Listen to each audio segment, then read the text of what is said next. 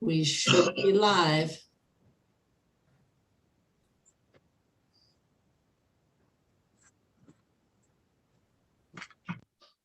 Good morning. Can you hear me? Good morning. Good morning, everyone. Good morning. Good morning. Well, we're what I would ask is this is a unique meeting because some of the House and Senate members are here live and others are Zoom, but altogether we do have a quorum for the meeting, and all of our witnesses are on Zoom. So this is called the hybrid. This is truly a hybrid meeting. So I would ask that unless you're testifying or speaking, that you mute yourselves, and that you, if you would like to speak, please raise your hand in the screen. You can put your own hand up physically, but I'll be able to see your Zoom hand when you put that up. So I thought before we begin, we're going to have introductions from members of the committee. And we'll start with the two folks who are on Zoom. Representative, go ahead. Good morning. I'm Kimberly Jessup. I represent Middlesex and East Montpelier. All right. Senator from Bennington. I'm sorry, Dick Sears, Bennington County, Chair of Senate Judiciary Member, Senate Appropriations.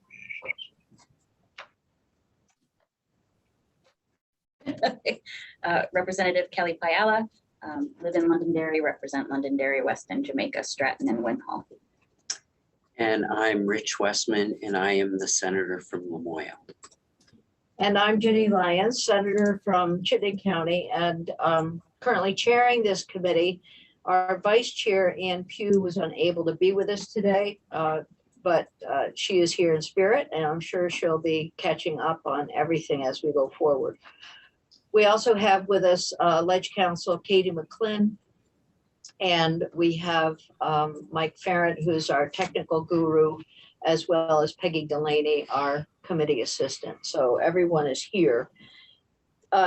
Today is really our first full meeting with information and data, and we're looking at an update on the foster parent program as it is today.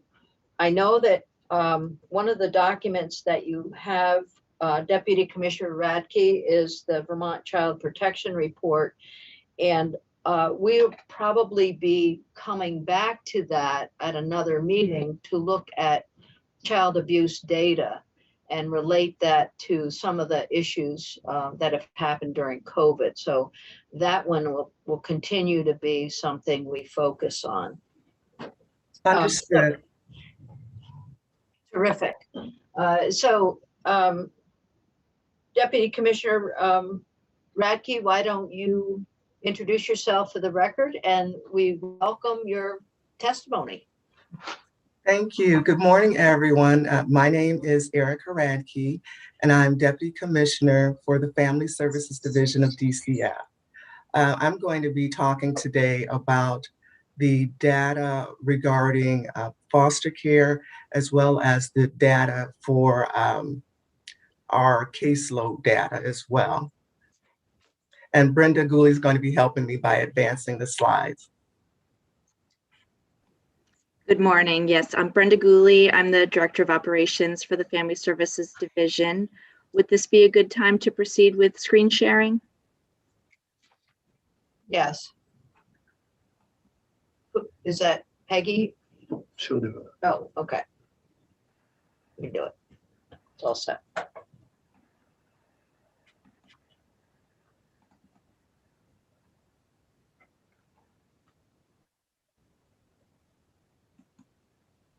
Okay, great.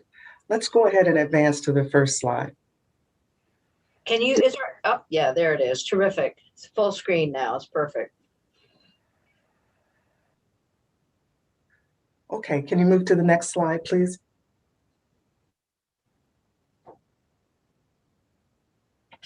So I wanted to report, first off, there's good news about our child protection data. The number of children in DCF custody as of June 1st of this year was 1,092, which is well under the numbers reported in the peak years of the opioid epidemic, which numbered in the 1,300 range. So this decline in the number of children coming into custody is consistent with the court data showing a downward trend in the number of CHINS filings as well. Likewise, the number of families per caseworker has also gone down. And this is due to two primary reasons. One, the decrease in the number of children in custody, and two, the addition of new positions in FSD. The current average caseload across the state is about 13 families per family service worker. And while this number is still above the statutory requirement of 12 families per worker, it's lower than previously reported in years past, and it's definitely showing a progression in the right direction. Can you move to the next slide, please?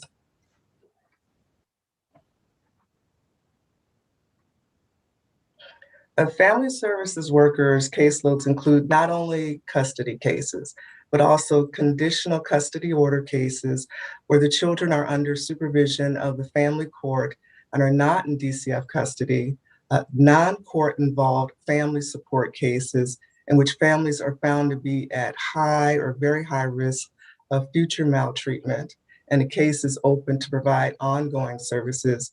And finally, cases of youths involved in the juvenile justice system. And as I indicated, the 13-to-1 caseload ratio is an average. When additional factors of staff vacancies and reduced staff capacity for new workers is considered, the average caseload increases to about 16.2 families per family service worker. And you also begin to see that caseload averages by district actually vary widely across the state. For example, Newport has the highest average caseload of approximately 16.3 families per family services worker, and Springfield has the lowest average with about 10 families per worker. But when adjusted to take into account vacancies, Newport still has the highest caseload average at about 27.1 families per worker. But now Middlebury has the lowest average at 10.3 families per worker. Can you move to the next slide? There are a host of factors, though, that need to be taken into consideration when determining caseload ratios. For example, and I was surprised to find this out, caseload ratios, they consider the number of families per family services worker as opposed to the number of children in a given family per worker. And this is because families per worker is the standard used in much of the national literature, and it's the measure used in the applicable Vermont state statute. And we want to ensure that we're comparing apples to apples when we look at trends over time, as well as how we're doing over time to achieve the statutory standard. But if the number of children were considered, the caseload ratio would be an average of 17.6 children per family services workers. We have begun counting the number of children with behavioral issues that have involvement with the division, but without coming into custody into our caseload data, however. And we've done this because there's been an increase in the number of these cases, and there's been a significant impact in our caseload due to that. The caseload data that we collect, it's really critical to tracking important trends in our state in terms of child welfare, such as the decrease in the number of children taken into DCF custody in recent years, as well as it's being used at the state level to determine workforce allocation. District directors also use this information at the local level within their discretion to manage workloads within teams as well as across work units. Can we move to the next slide? And this slide, it's just showing point in time data for all of the case types that FST supports from June 2014 through June 2021. And as you can see, from June of this year, the division's total caseload was 2,221. which is a definite decrease from the totals seen from a couple of years ago when the total caseloads approached almost 3,000 cases per year. So, and to sum it up, in all, I do believe the data demonstrates that FSD is moving in the right direction to improve our caseload ratios to meet the needs of the children and youths in our care and custody. So now I want to move on to my next set of slides, which is just a brief update on FSD's foster care data. So when a child comes into DCF custody, our first goal is to try to place the child with kin using strategies and protocols based on our diligent recruitment program. Additional information about this program has been included in the packet submitted to the committee. The kin caregivers are subjected to background checks and a district home assessment and followed by a licensing process. They also complete 20 hours of caregiver training. But in the event it's not possible to place a child with kin, DCF then looks to place a child within the community in one of our licensed foster care homes. Community foster care givers, they come from all walks of life and they must be over 21 years of age. Next slide, please. In 2019, we had 961 families inquire about foster care, of which 600 completed the foster parent application. 431 of those applicants became licensed, which was a rate of 72%. Last year, we had 940 families inquire about foster care, of which 534 completed the application. Can I ask a question? Sure. Thank you. When we're talking, have you divided this into kin and just regular foster parents? And do kin have to go through all the same training as a foster parent who applies?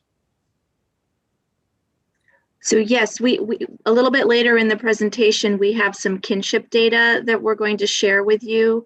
We have about 35% of our foster homes are kinship homes, and they do go through the same licensing process as our other caretakers. However, we make every effort to be very flexible when it comes to working with kin, really being family-centered and culturally responsive. I don't know what that means.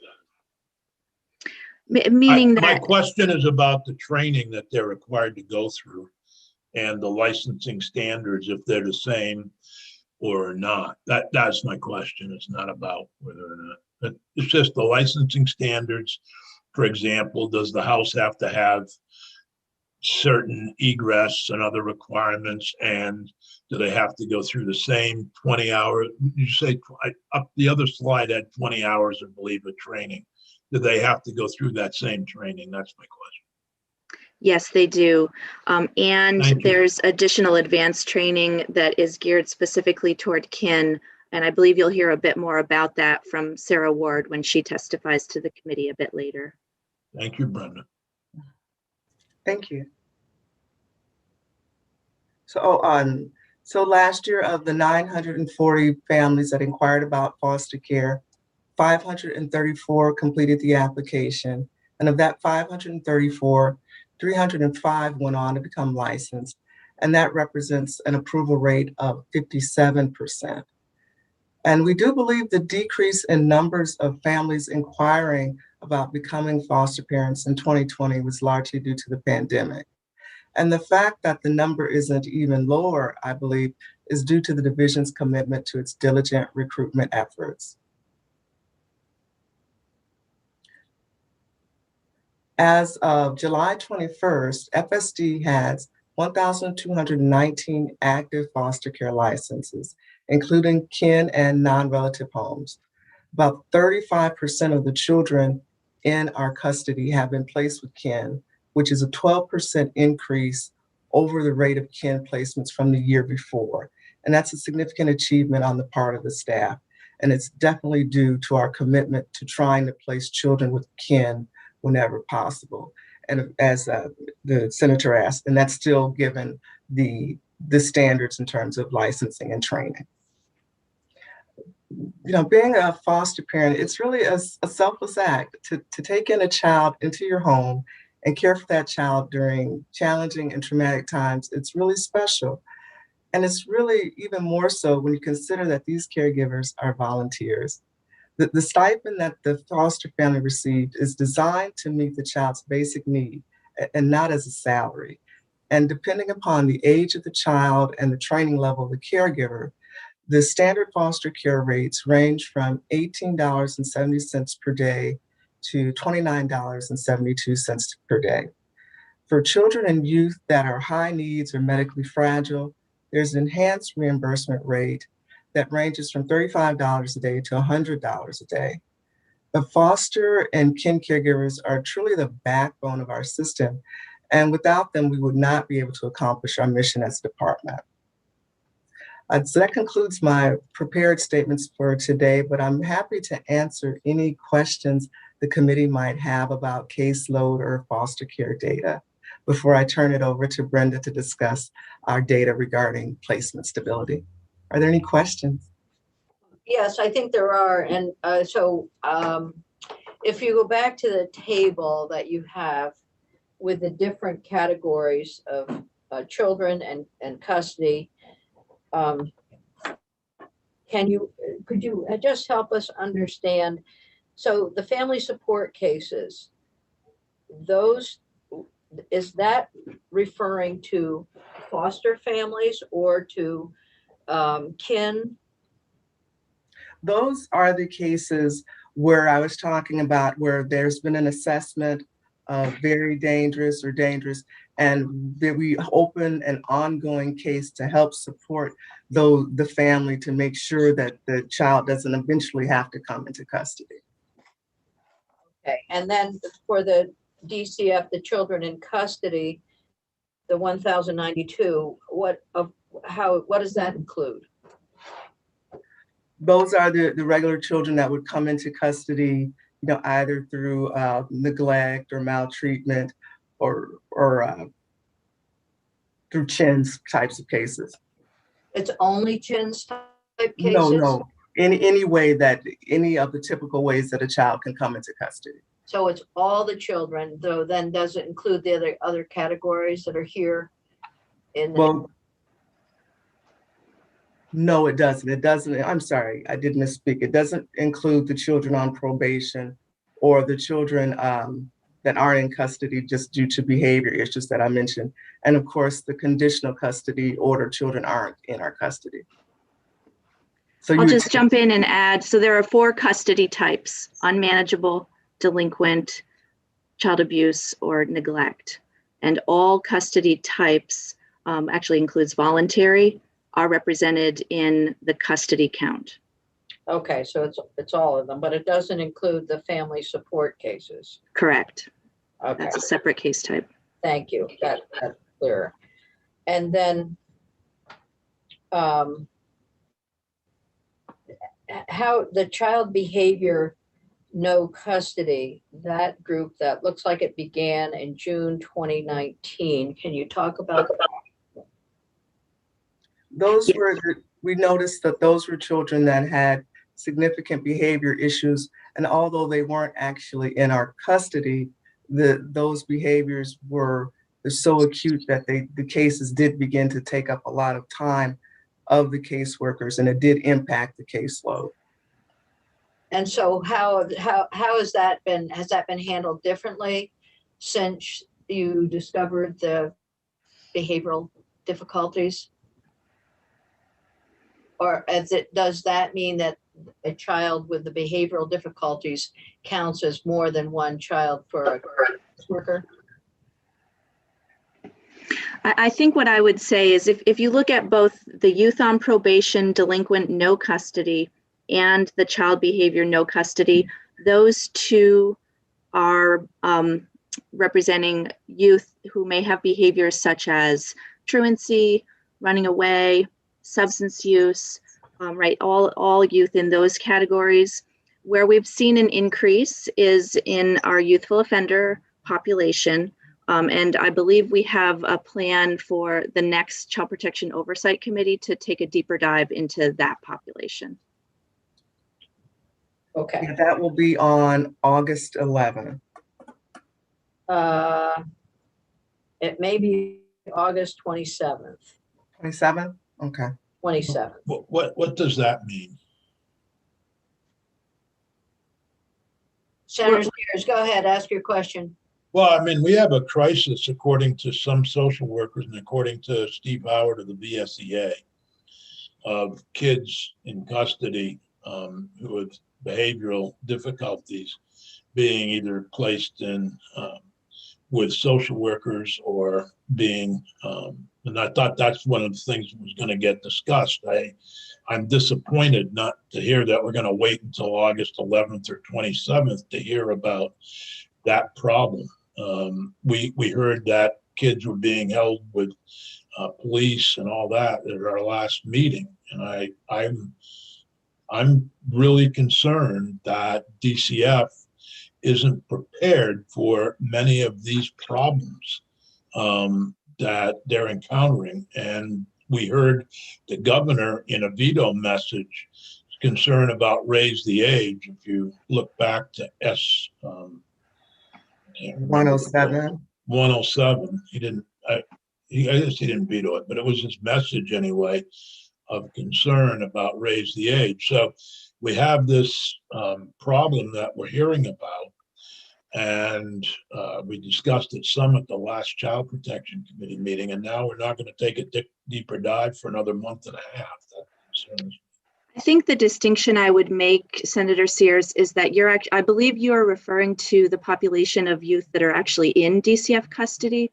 So that would be that second row across, the 1,092 youth who are in DCF custody, which is, I believe, I would distinguish that from the categories below that include the youthful offender population.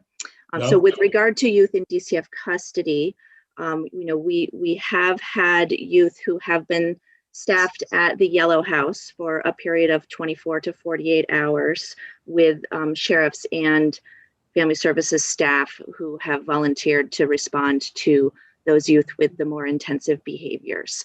So that has happened about a half dozen times in the past 6 to 8 months. And that is something that we are working on. I would be happy to speak to some of those points if that would be helpful. Steve Howard indicated it was a lot more than 6 to 8 times, indicated it was a regular occurrence. And that's I know not that, accurate.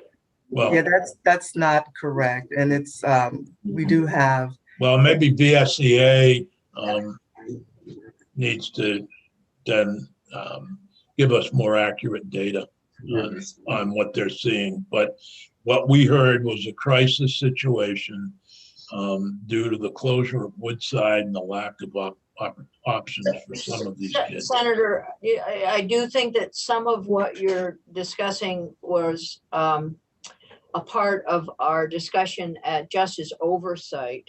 Oh, I'm sorry. I'm So confusing. it does, and I agree with you. It does get confusing. It runs into, the issue between those kids who are delinquent or in the judiciary and those who have behavioral problems and DCF custody that are separate from judicial oversight. So it's I appreciate that, Madam Chair. I'm sorry for no, you're confusing the two, but I'm just, the testimony here this morning is much different from what we heard from VSEA. Well, there is information here that there are vacancies, and I do have questions about that.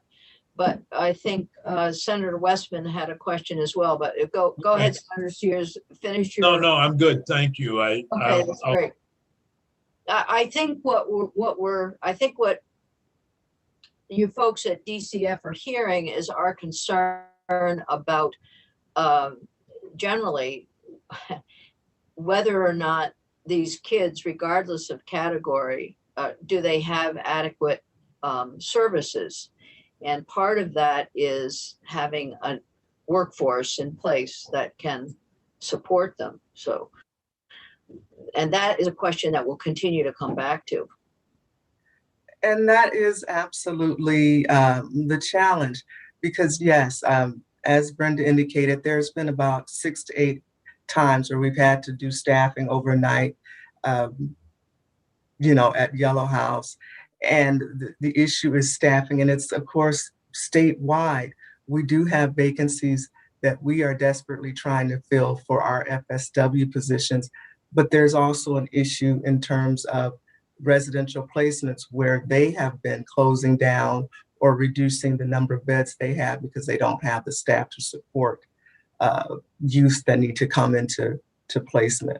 So there really has been a squeeze, and we've been really working as best we can with the resources that we have to try to alleviate the problem by having special groups that come out to do this type of staffing.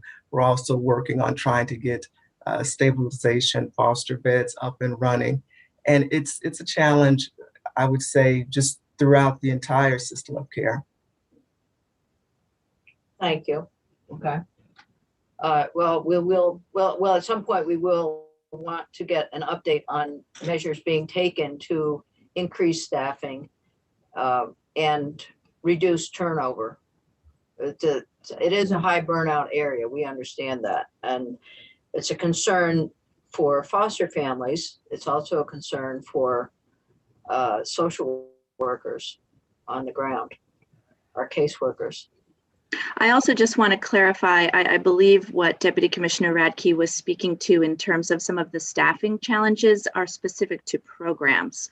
So, Woodside closing is a factor, but it has also been a factor that programs such as 20 Mile Stream and Mountainside, many other residential or staffed, congregate care settings have had diminished capacity, needed to be closed for short periods of time or completely closed due to lack of staffing. And of course, many of our service providers across the state have experienced those staffing shortages during the pandemic.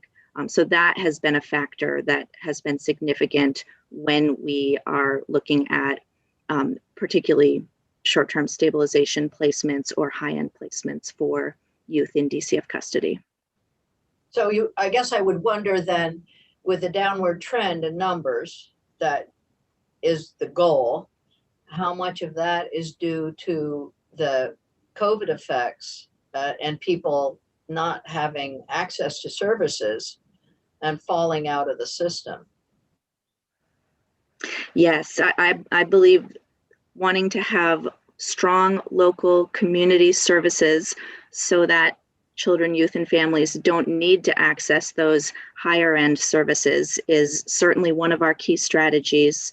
Additionally, we've been focusing on the length of stay that youth have in these stabilization settings in order to ensure we have that capacity available. And in the last 6 months, we've had some good success with the strategy of what we call focusing on the churn in programs such as Depot and GAP. Okay, thank you. Senator Westman. I was still trying to understand the chart that we came back to. It would help me if there was better definitions of each of the categories that we could get after this. Part of my question lies in, for example, in family support cases, is there any double counting in any of the other categories of do we offer family support and deal with the child directly? For example, in the 339 for family support, do we give that family support and we're working with the delinquent child with no custody? No, there's no double counting in any of these categories. So a case, if a case is a case in which the judge has ordered conditional custody, that case is counted as a conditional custody case. It's not considered to be a family support case. All family support cases, there is no court involvement in any of the cases in that category. Okay, so in the services that are offered in those categories, does that mean we're offering the whole family some sort of support, or are those services directed at the child? You mean for the family support cases? Is that what you mean? No, I'm saying if you have a no custody, probation in delinquent, and it's ordered, what support do we give to the rest of the family? Yes, so we treat all of our cases as whole family cases. So our approach is that, it's a family-centered approach. And when we intervene, we're intervening with the whole family system in all cases. This is an important question. I think it's a question that I would want to ask when we start looking at training for foster families and support services for families generally. So we'll come back to that. Any other questions, committee? Okay, why don't you go ahead with your presentation information? This is very helpful. And as you heard from Senator Westman, it would be helpful to have a more complete definition for each of the categories on that table. So the type of case, if we could get a handle on what each of those categories is, that would be helpful. Absolutely. All right, terrific. Thank you. Thank you. So moving on to the next section of our presentation, we wanted to spend some time focused on placement stability. When we talk about our foster care program or our foster care system, placement stability is a vital component to be focusing on, as when we look at outcomes for children, youth, and families, well-being outcomes and permanency outcomes are directly impacted by placement stability.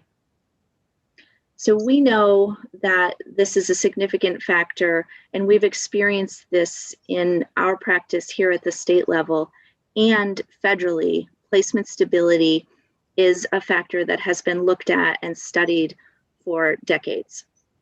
We participate in the Federal Child and Family Services review of the outcomes for our child welfare system, and placement stability is an area that has been measured ongoing and an area of significant focus in the quality assurance work of the division for many, many years. And we know that Vermont, in terms of our data, our placement stability data, is not where we want it to be. We look at how many placement changes a child or youth in Dcf custody has during their custody episode. And nationally, the average is 4. In Vermont, we are at 6. So that's something we know we want to reduce. And we wanted to spend a little bit of time here with you this morning sharing some of the data that we have in this regard. What we've done is, through a data analytics approach, we've taken a deeper dive into our historical data to better understand how Vermont is performing in this area. And I know these slides are dense, and we will share the slides with you. I don't necessarily think you need to absorb every chart on every slide, but we've highlighted for you some of the key takeaways from this data. So in this first slide, we're looking at, is gender a factor? In other words, if a child or youth is male or female, does that have a more significant impact in terms of placement stability? The data analysis tells us no, gender does not seem to be a significant factor. We do also look at age, and we ask, does the age of the child or youth seem to be significant in terms of placement stability? And the answer is yes, that the older the child is, the less likely they are to experience instability in placement in the Vermont system.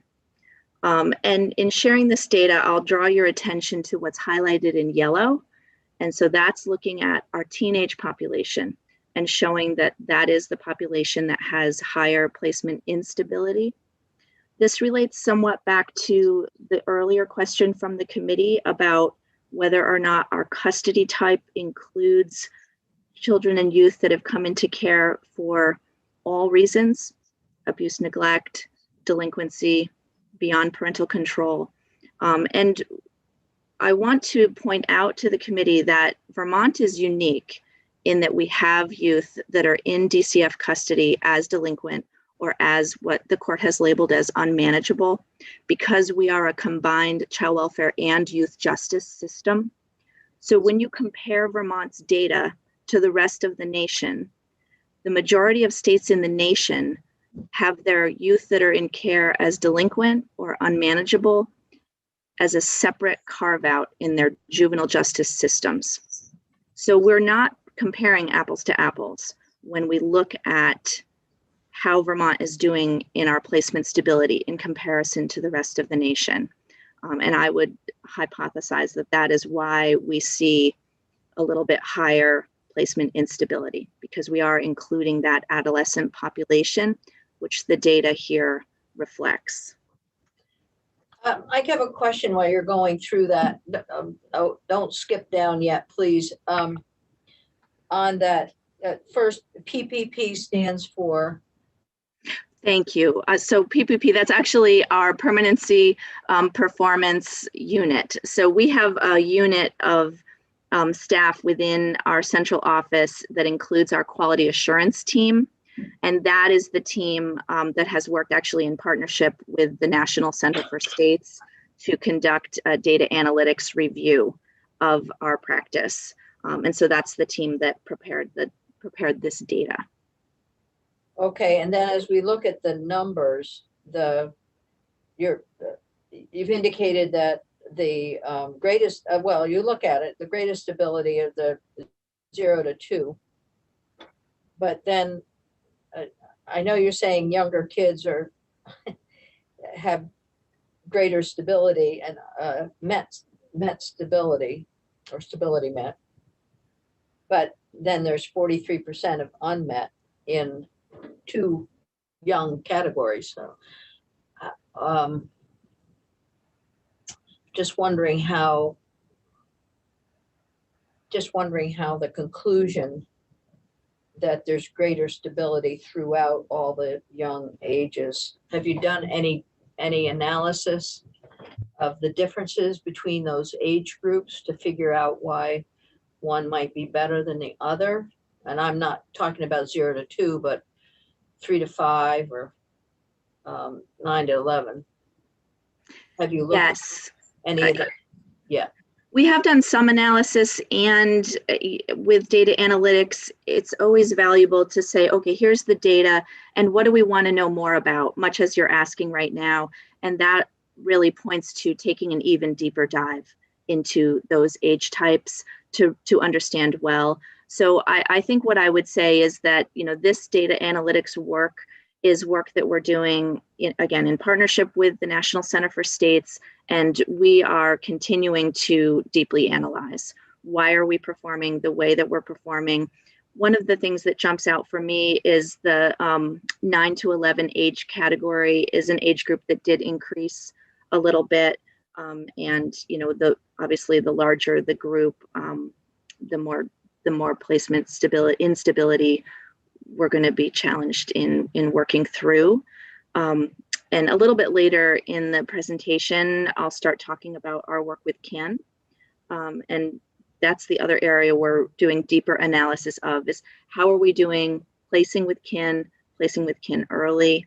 And we know that if we're able to do that, we're able to really support better placement stability, more timely permanency outcomes.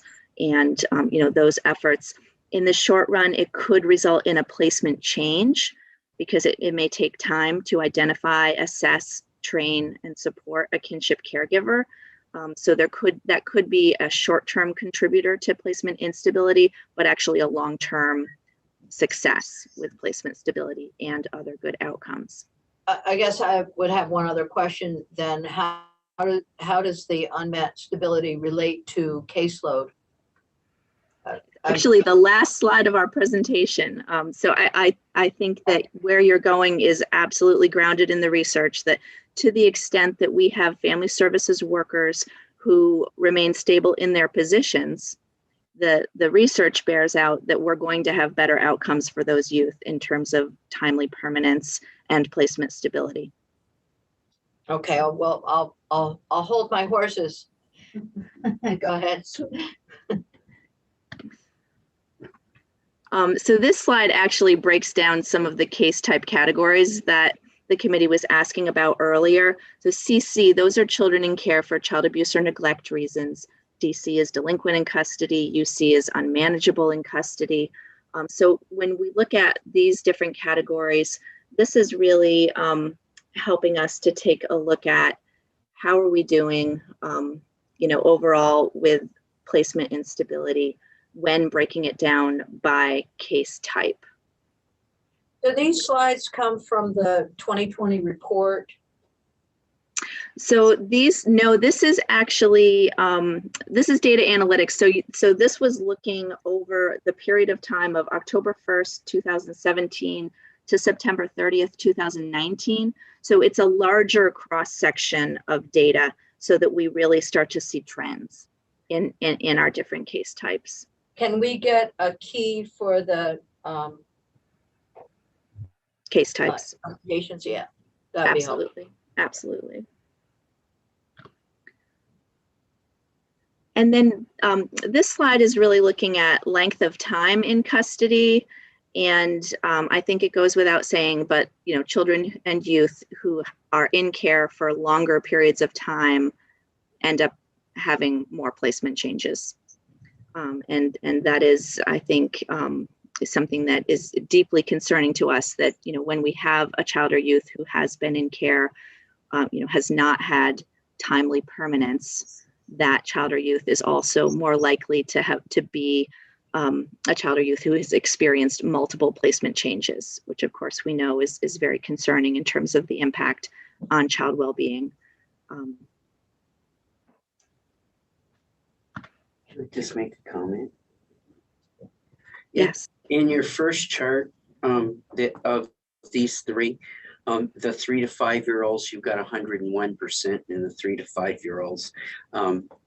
Everything else balances out in the numbers, but 3 to 5s, you're at 101%.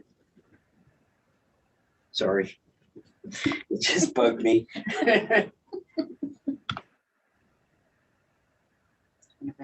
Is this am I now showing the slide you're referencing? Yeah, you're at 43 and 58. That's 101.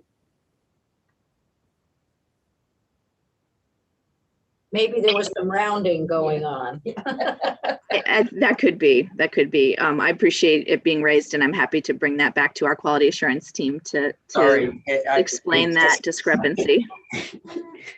I couldn't help myself. Absolutely. No, we're happy to analyze that and get you that clarity.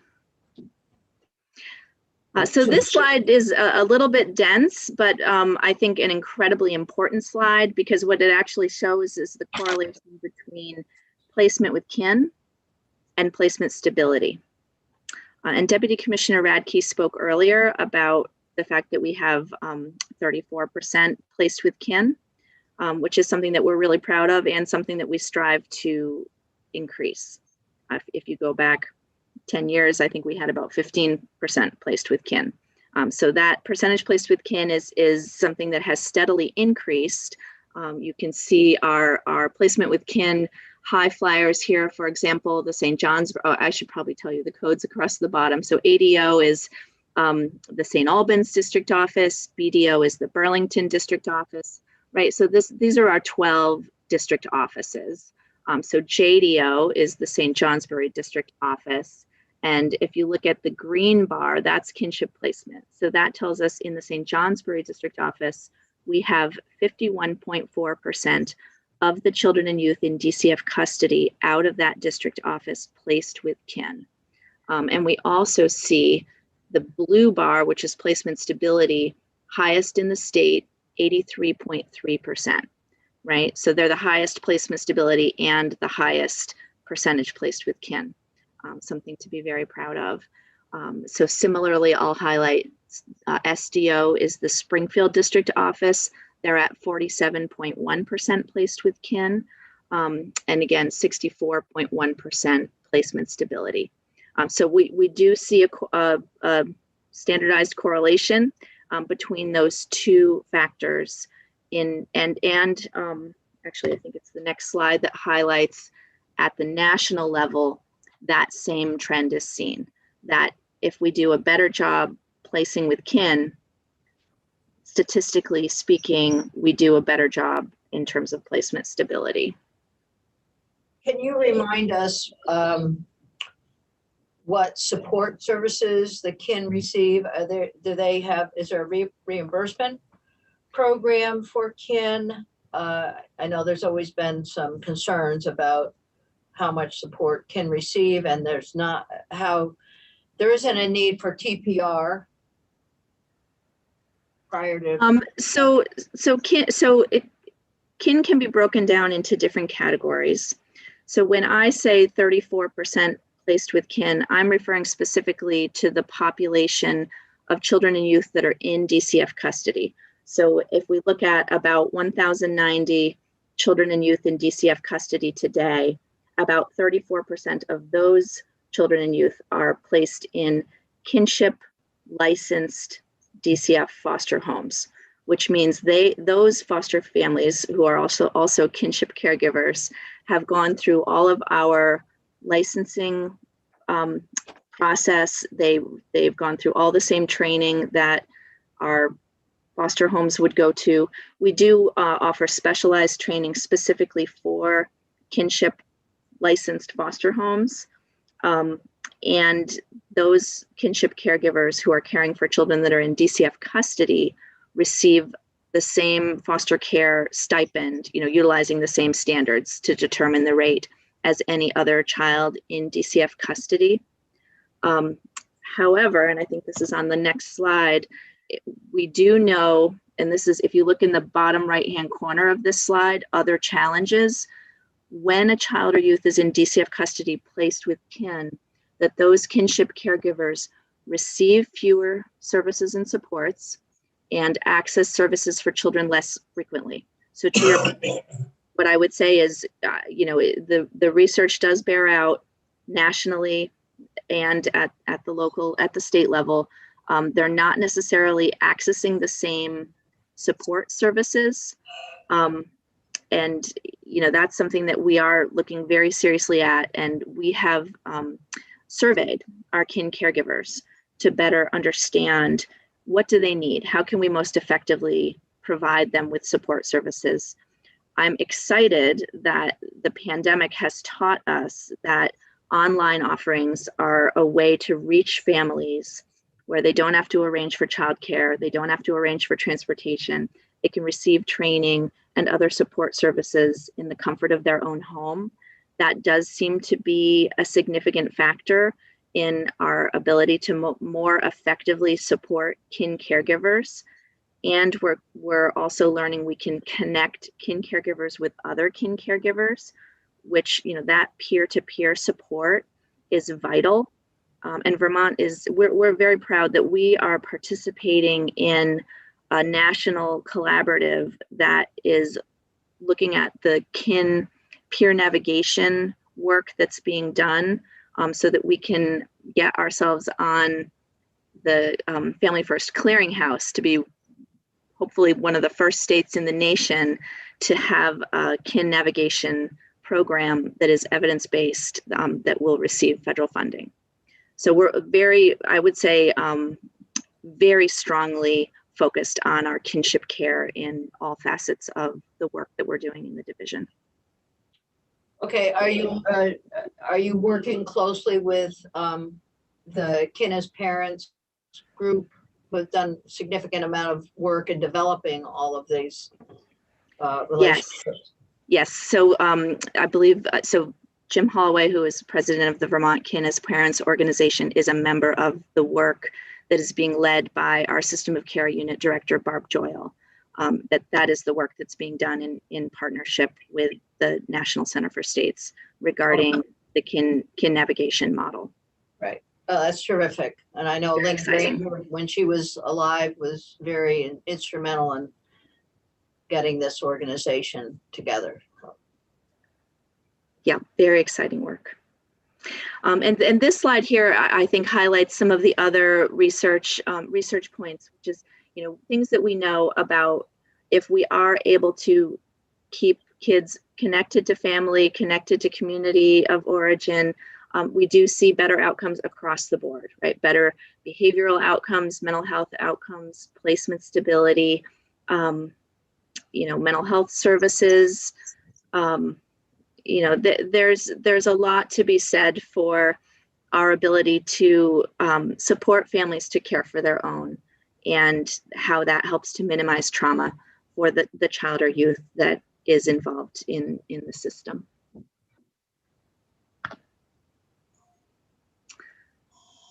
And so really this slide here is just the zoom out again in looking at placement stability. I'll highlight, for example, one of the things we know that we're very concerned about is every time a child or youth changes placement, they lose 3 to 6 months of educational gains, right? It's that placement change. Again, this is just what the research bears out, is it's part of why kids fall behind in school. And the very nature of coming into care is something that can have an impact of that child or youth falling behind in school. The level of trauma for the child with each placement change. All of these factors are very significant. So placement stability, I really do think, one of the single most significant things we can do to support that child or youth to have good outcomes is to support that child to be stable in placement. And the best thing we can do to support that child to be stable in placement is to support the foster parents to have what they need to be able to care for that child or youth. And so all of these, one factor rolls into the next. And so this is part of why we're so strongly committed to the diligent recruitment plan, which is really, diligent recruitment is federal language, but what it really means is our plan as a state to ensure that we have recruitment, foster care recruitment, and foster care retention strategies in place that are effective. And of course, we know the best recruitment is to have foster parents who are experiencing the support that they need to care for the child who's in their home. So caring for the people who care for the people, that's our focus. And really making sure that, whether it's understanding why a child or youth might be displaying certain behaviors, having that trauma-informed approach, anything and everything that we can do to support connecting that foster parent to other foster parents so that they're a part of a community that can support each other in the day-to-day, providing respite, providing case management, stipend, training, right? These are all the aspects of our retention strategies for our caregivers. And I think I'll also just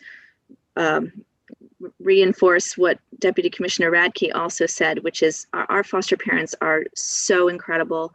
And we are so grateful through the pandemic that all of the children and youth, which weren't that many, we had about 40 of the children and youth in Dcf custody who had COVID, but a larger, foster families themselves where someone in the household may have gotten COVID, and they stayed intact, sheltered in place, rode through those challenges.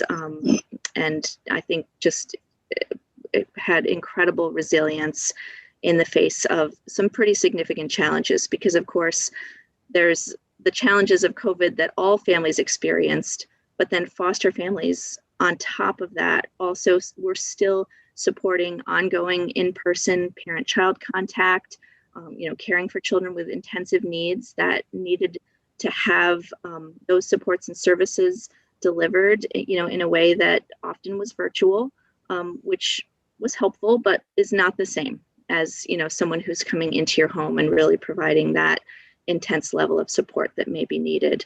And foster families really weathered that storm with incredible grace and commitment and perseverance for all of the children and youth in Dcf custody in Vermont.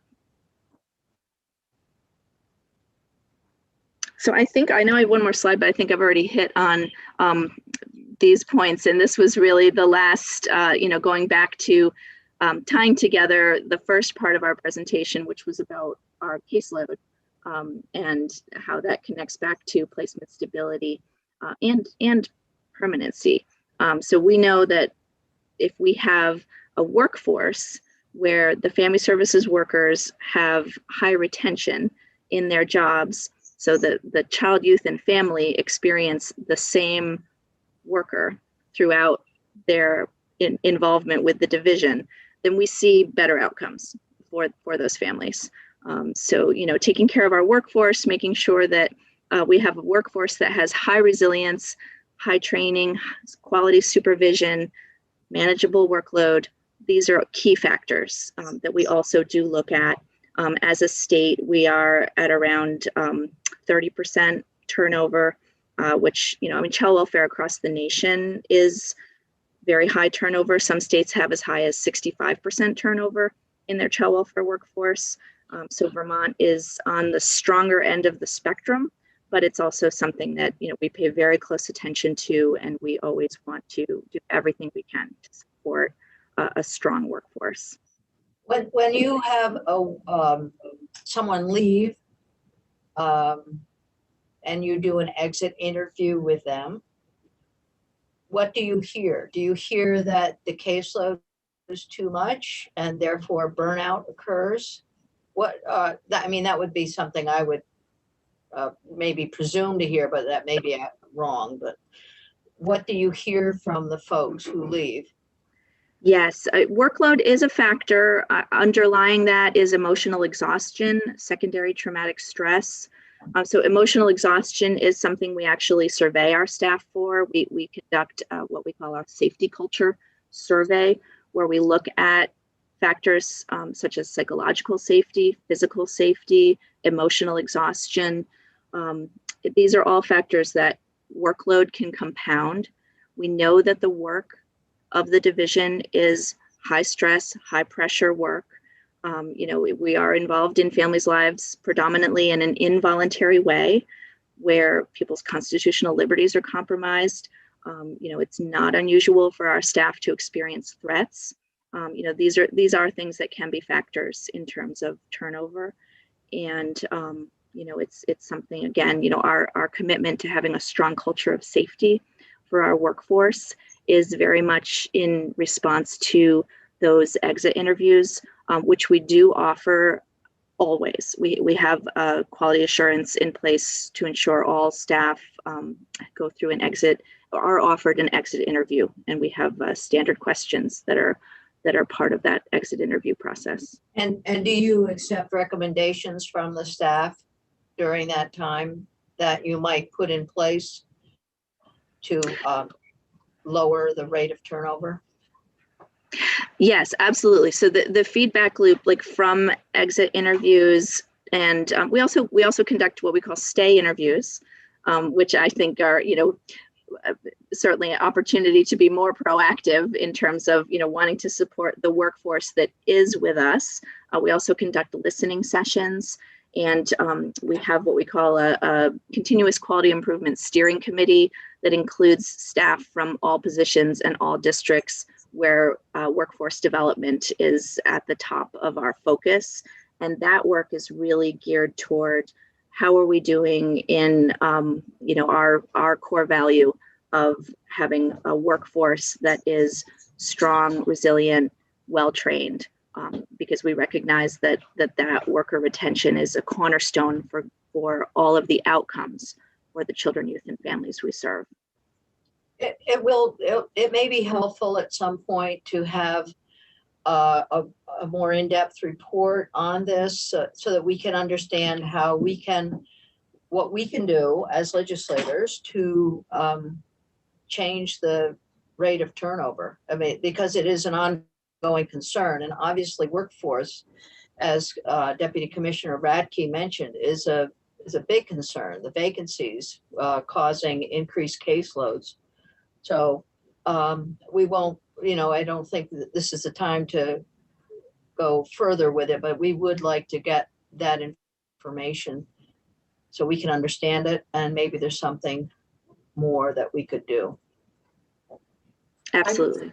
Yes, absolutely. I wanted to add in too, I'm actually going to be doing an exit interview today, and it is really important when you have people leave to dig in to make sure you're really getting the reasons why and to see if it's anything that we as a division can help address. I think in the interview I'm going to be having today, it's actually more of a, this person probably wanted to leave more for family reasons, not so much due to the stress of the job.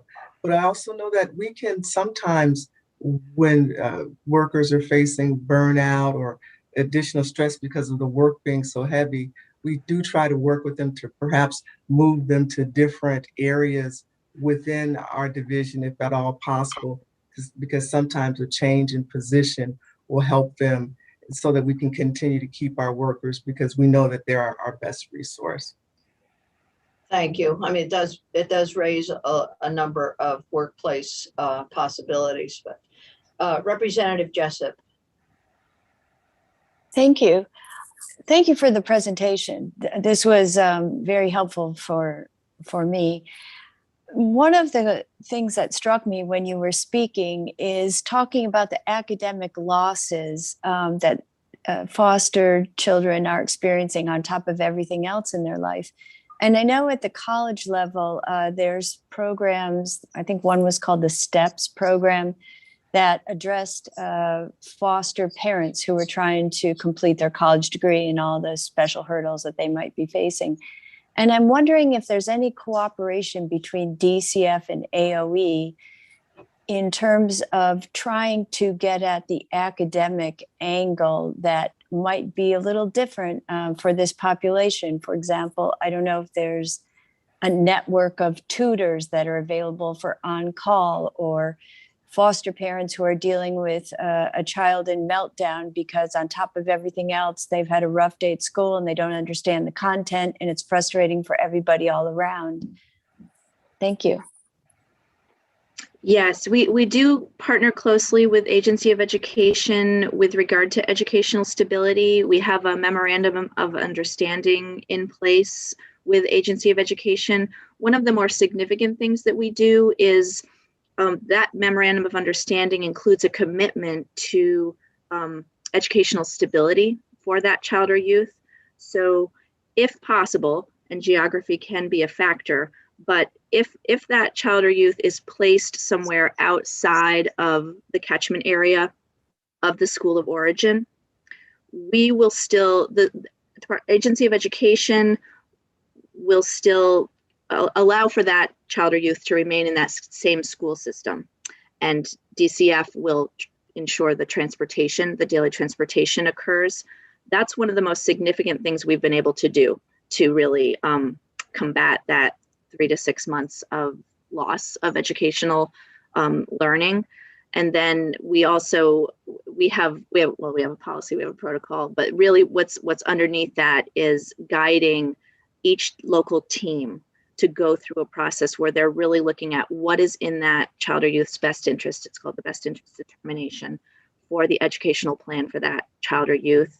And then that plan is developed. A high percentage of children and youth in DCF custody are on individual education plans or 504 plans.